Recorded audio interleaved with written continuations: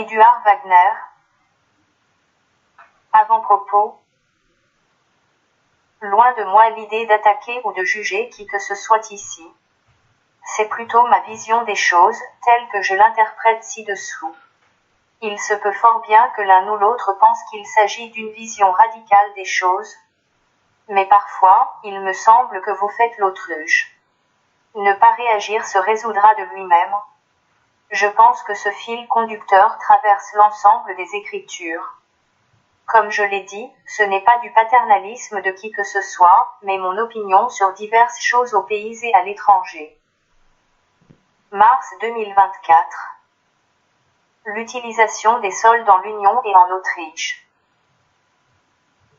L'UE envisage de restreindre l'utilisation des terres, ou plutôt le bétonnage de la nature, d'ici 2050, à un point tel qu'aucune nouvelle zone ne soit ajoutée. Et comment font-ils en Autriche ?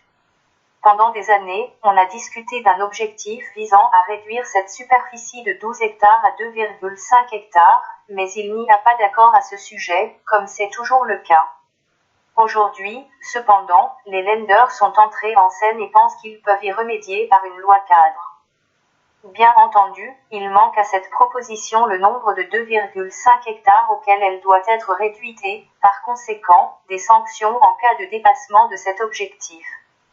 Aujourd'hui, cependant, notre gouvernement met $1 milliard à la disposition de l'industrie de la construction, qui se retrouvera probablement à nouveau dans l'imperméabilisation des sols. Il y a tellement de bâtiments, ici et dans l'Union, qui pourraient être revitalisés, mais qu'on laisse tomber en ruine. Un autre aspect de l'ensemble est qu'il y a une énorme concentration en Autriche, par exemple dans le commerce alimentaire, ce qui est également à saluer en partie, mais qu'est-ce que le client en retire ? Cependant, les prix sont dictés par une poignée de sociétés et il ne s'agit que des bénéfices à réaliser et pas exactement de la meilleure offre. Des centres commerciaux sont créés à la périphérie des villes, dont certains ne peuvent être visités qu'en voiture, ce qui n'est pas non plus propice au climat, et les centres-villes sont évités et délabrés. Le secteur de la construction devrait se demander s'il ne serait pas moins coûteux de revitaliser les centres-villes avec des infrastructures appropriées que de couler du béton à la périphérie. Trump et la Cour suprême.